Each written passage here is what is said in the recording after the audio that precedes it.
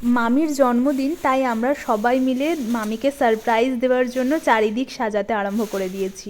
মামি কিন্তু জানে না মামিকে সারপ্রাইজ দেওয়া হবে। আমরা কেক রেডি করে রেখেছি, গিফট রেডি করে রেখেছি। আর এই যে আমাদের মহারানী রাগ করে শুয়ে আছে, ও কোনো রকমভাবে পার্টিসিপেট করছে না। মামা এখানে গানের রিহার্সাল দিচ্ছিল কিভাবে মামিকে 12টার সময় ডাকবে।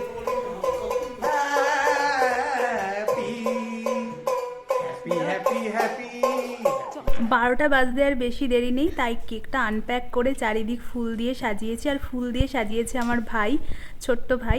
এবার 12টা বেজে গেছে, মামা যাচ্ছে মামিকে ডাকতে।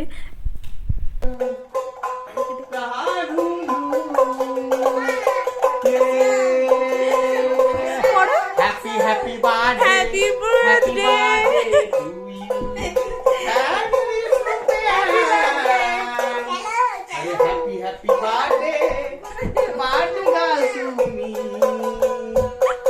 Oh, happy, happy birthday.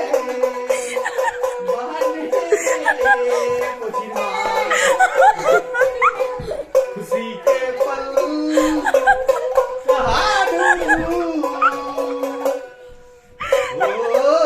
happy, happy birthday.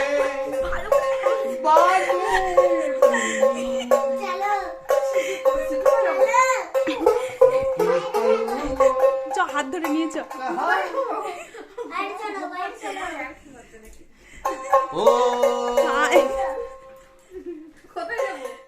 মামিকে যেহেতু আগে থেকে কিছু জানানো হয়নি, পুরোটাই সারপ্রাইজ ছিল, তাই মামি সাজগোজ করতে পারিনি। আর ঠান্ডায় কাঁপতে কাঁপতে এসে দাঁড়িয়েছিল।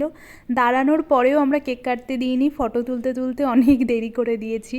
আর এদিকে বোন ভুল করে সবকটা মোমবাতি না জ্বালিয়ে একটা বড় মোমবাতি জ্বালিয়ে দিয়েছিল। তারপর আমরা অনেকক্ষণ ধরে মামির অনেক ছবি তুললাম। যাই হোক, শেষমেশ কেকটা কাটা হলো এবং আমরা সবাই মিলে কেক খেলাম।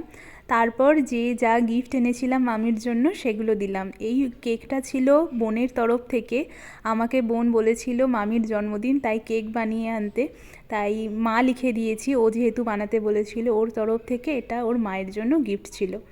আমি দিয়েছি মামিকে একটা চোকার। আর মামার তরফ থেকে মামির জন্য ছিল গান, যেটা মামার শেষই হচ্ছিল না, আর তার সাথে একটা ক্যাডবেরি। এটা দিয়েছিলাম মামিকে, আর মামির এটা খুব পছন্দও হয়েছে। আর এভাবেই আমরা সবাই মিলে খুব সুন্দর একটা মুহূর্ত কাটালাম। আমরা সবাই খুব আনন্দ করলাম। আপনাদের ব্লগটি কেমন লাগলো জানাবেন, আর মামিকে বার্থডে উইশ করবেন। আজকের মতো এটুকুই, টাটা। সকলে খুব ভালো থাকবেন।